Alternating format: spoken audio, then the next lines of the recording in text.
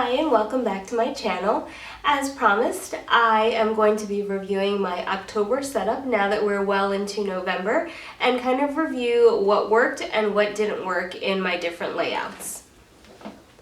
Now in the month of October, I tried different layouts to see if I could find one that kind of worked for me or that I felt like worked out the best for me. And ironically enough, in the month of November, I think I've gone with a completely different setup. But I wanted to review what worked and didn't work in the different setups that I had for the different weeks in October. So to start, this was my monthly setup. It was kind of a traditional calendar view, and I really like these different size washi to indicate different things that cut across different days.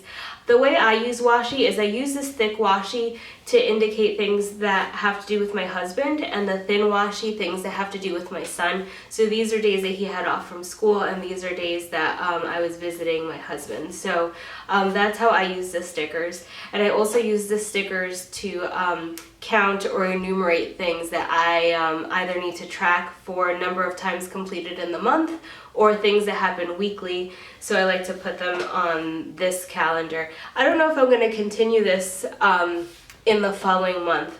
So I do kind of like this setup, but I'm starting to think about next year and how I want to use my monthly versus my weekly versus my daily. This works out for me to count really quick on these things that I pay for. So like his lessons, if I pay for 4 or 5 lessons, then I know if he needs to make one up. But I'm not referring back to this page too much. So in general, this was an okay page, but I don't know if I would keep it in the future or use it in the same way.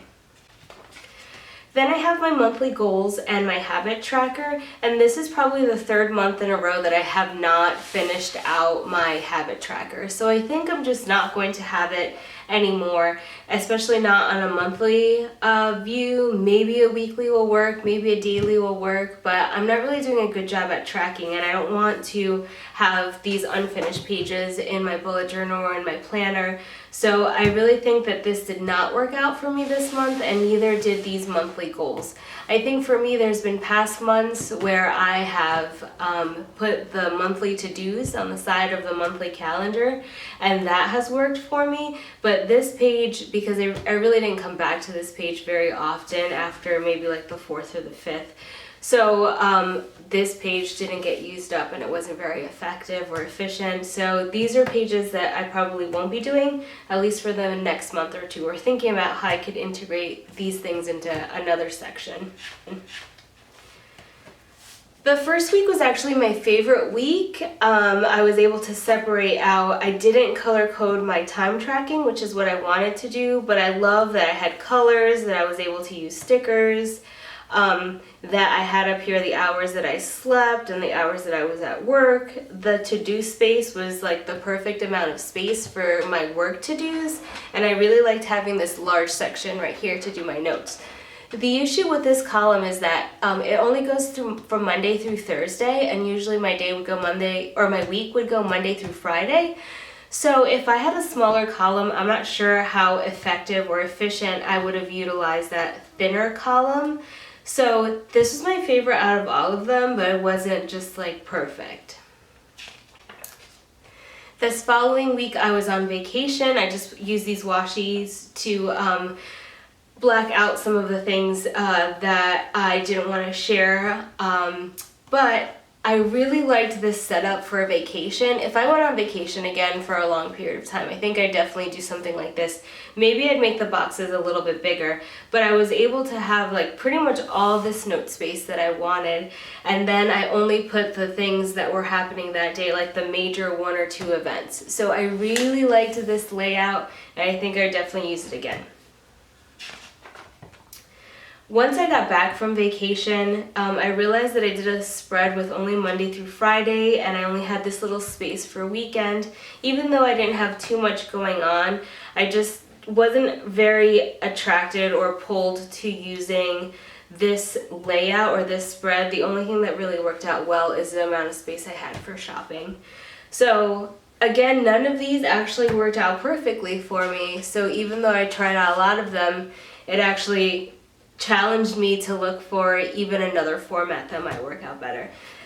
This was actually the most restrictive, so I have Monday through Saturday, or Sunday, so I have all 5 days of the week, but as you can see, I really didn't write anything here, anything in the afternoon. I did keep a running to-do list, so that worked out, and I had some stuff in my shopping list and notes, but I didn't have as much room as I would have liked for each day, and this layout just also didn't work out for me. That was when we moved into November. So all in all, I had an interesting time having lots of different layouts, and it was kind of interesting to go through them through the month of October. But at the end of the day, I just felt like none of them really worked out. And I think it really speaks to the fact that sometimes you just need to try a bunch of things out and see what works for you or what doesn't work for you. We all have different obligations at work, at home. And for me, also fitting in my workouts, I had that in a totally different page, and that worked out. So I really appreciated having a lot of variety and kind of narrowing down what I really wanted. And doing this little experiment in the month of October has really told me that I do like the column layouts of a weekly spread. I do need a lot of writing space. I like having some open space to write notes, to write shopping lists and things of that nature, and it really did help to guide me to what I'm going to do next year, which I've already made a video on, but I think next year I'll be moving into the Hobonichi Techo, I believe it's how you say the second word, and continuing to bullet journal, but just in a little bit of a more structured way. I'm looking forward to going through November and giving those spreads or those layouts a try, and also moving on to December because I want to do something really fun and festive and decorative for that month. So thanks for watching the video, and thanks for all the support I'm getting on all my other videos as well. I'm really happy that you guys are enjoying them. If you'd like to be updated when I post my next video, be sure to hit the subscribe button and hit the thumbs up if you like that. And be sure to let me know any comments or any suggestions or recommendations on what other videos you guys would like to see. Alright, have a good one!